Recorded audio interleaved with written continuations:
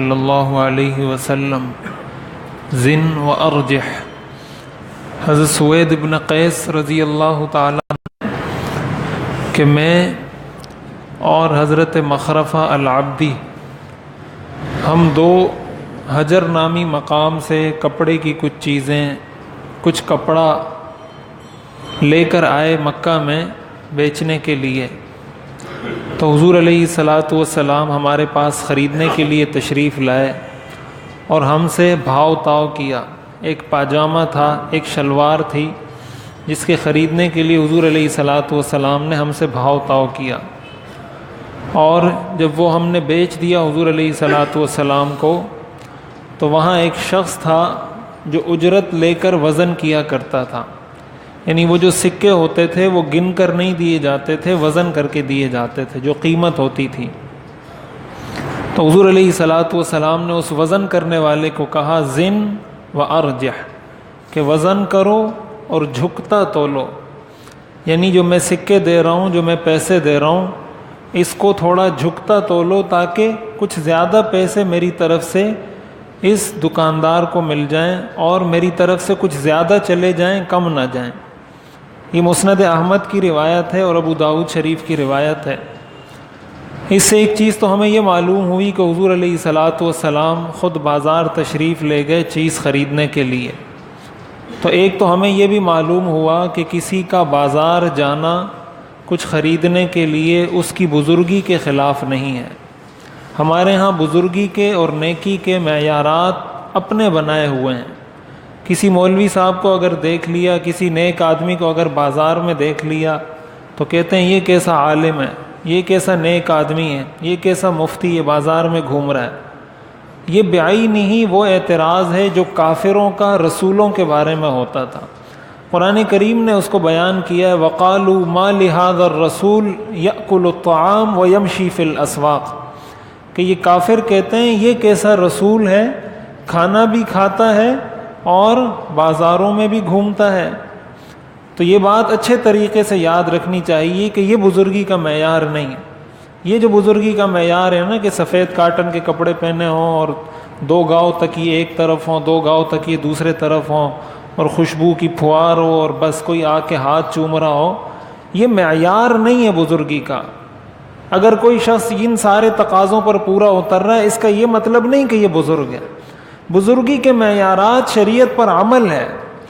وہ نماز پڑھتا ہے یا نہیں پڑھتا، وہ والدین کا ادب احترام کرتا ہے نہیں کرتا، پڑوسیوں کے حقوق کا خیال کرتا ہے نہیں کرتا، اپنی زندگی کے اندر، گھر کی زندگی کے اندر بیوی کے حقوق ادا کرتا ہے نہیں کرتا، بچوں کے حقوق ادا کرتا ہے نہیں کرتا، کاروبار حلال کرتا ہے حرام کرتا ہے، یہ سارے معیارات ہیں بزرگی کے۔ تو اس چیز کو ایک تو سمجھنا چاہیے۔ تو حضور علیہ الصلاۃ والسلام خود تشریف لے کر گئے اور آپ نے وہ چیز خریدی، آپ نے بھاؤ تاؤ بھی کیا۔ یہ بھاؤ تاؤ کرنا بھی کوئی بزرگی کے خلاف نہیں۔ اور اس کے بعد وہ فرماتے ہیں کہ ہم نے جب بیچ دیا تو آپ نے وزن کرنے والے کو یہ کہا کہ جب میری طرف سے دیے جانے والے سکے تولو تو تھوڑے زیادہ تول لو، یعنی میں یہ چاہتا ہوں کہ میں اس دکاندار کو کچھ زیادہ پیسے دے دوں۔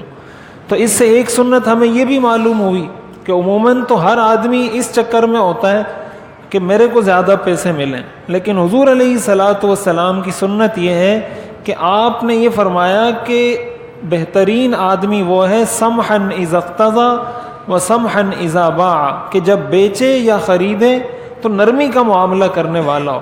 بھاؤ تاؤ کرنا الگ چیز ہے، اس کے بعد احسان کا معاملہ کرنا، کہ کسی نے کہا یہ 100 روپے کی، آپ اس کو کہیں بھائی 110 روپے لے لو۔ بھاؤ تاؤ آپ پہلے کر لیں، آپ قیمت فکس کر لیں کہ بھائی یہ چیز مجھے اتنے کی دیں۔ اس نے کہا کہ ہاں بھائی یہ میں 80 روپے کی دے رہا ہوں، پھر آپ اس کو کہہ دیں بھائی 90 کی لے لیں۔ کسی رکشے والے کے ساتھ آئے، کسی ٹیکسی والے کے ساتھ آئے، اس سے بات کی بھائی 50 روپے میں جانا ہے، 100 روپے میں جانا ہے، جب وہ لے آئے اس کو کہہ دے بھائی یہ 110 روپے لے لیں، یہ 120 روپے لے لیں، یہ سنت ہے۔ تو یہ شریعت کا مزاج ہے جو سمجھنے کی ضرورت ہے۔ ایک طرف وہ شخص ہے جو بیچنے والا ہے، اس کے اوپر سخت پابندی لگائی کہ ناپ تول میں کمی نہیں کرنی۔ حضور علیہ الصلاۃ والسلام نے فرمایا من غشنا فلیس منا، جس نے ناپ تول میں کمی کی، کسی کو دھوکہ دیا، وہ ہم میں سے نہیں ہے۔ اور قرآن کریم میں آتا ہے ویل للمطففین، ناپ تول میں کمی کرنے والوں کے لیے تباہی اور بربادی ہو۔ اور قرآن میں فرمایا اوفوا الکیل والمیزان بالقسط، کہ ناپ تول کو بالکل انصاف کے ساتھ پورا کیا کرو۔ تو ایک طرف جو بیچنے والا ہے اس کو یہ کہا جا رہا ہے کہ پورا ادا کرو، دوسری طرف جو خریدنے والا ہے اس کو کہا جا رہا ہے کہ بھائی اس دکاندار کے ساتھ احسان کا معاملہ کرو۔ یہ وہ سنہری تعلیمات ہیں اسلام کی کہ اگر آج کا تاجر، آج کا دکاندار اس سنت پر عمل کرنا شروع کر دے، شریعت کے اس حکم پر عمل کرنا شروع کر دے کہ میں نے پورا دینا ہے، کسی طرح کوئی کمی نہیں کرنی، کوئی دھوکہ نہیں دینا، اور سامنے والا شخص اس سنت پہ عمل شروع کر دے کہ بھائی میں نے احسان کا معاملہ کرنا ہے، میں نے اس کو 1-2 روپیہ زیادہ دے دینا ہے، تو کتنی ایک محبت کی، اخوت کی اور کیسی ایک فضا قائم ہوگی۔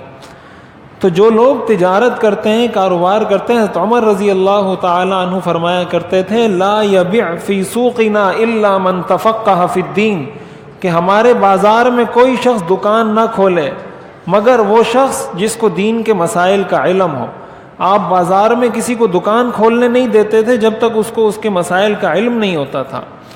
تو ہم جب کاروبار کرتے ہیں، جب تجارت کرتے ہیں، ہمیں بھی اس کے مسائل پتہ ہونے چاہیے، کس چیز کا بیچنا جائز ہے، کس چیز کا بیچنا ناجائز ہے، کس طریقے سے بیچنا جائز ہے، کس طریقے سے بیچنا ناجائز ہے۔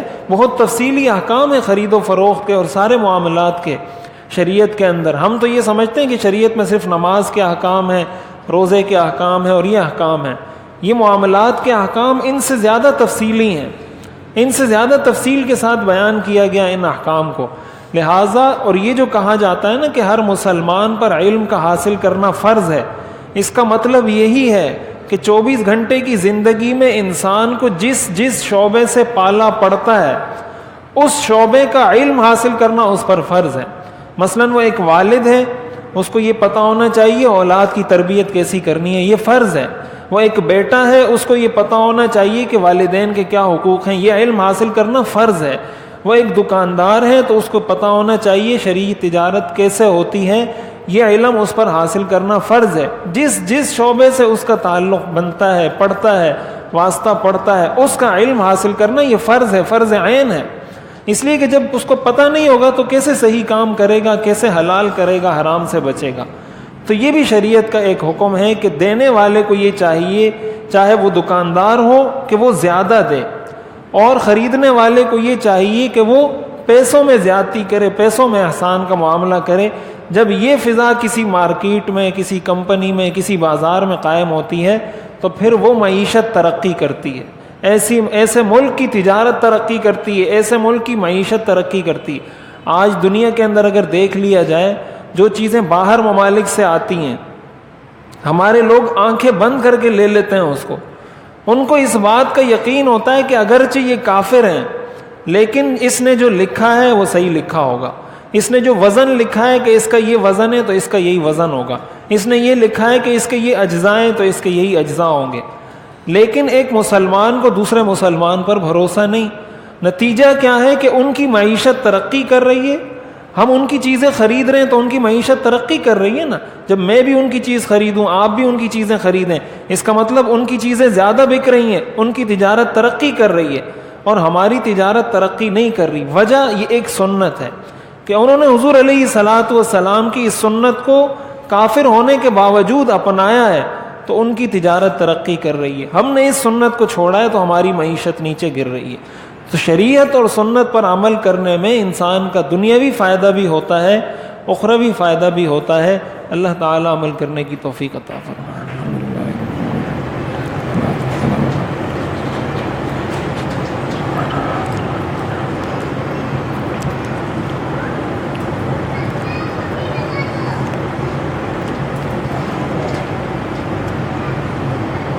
رحمتک یا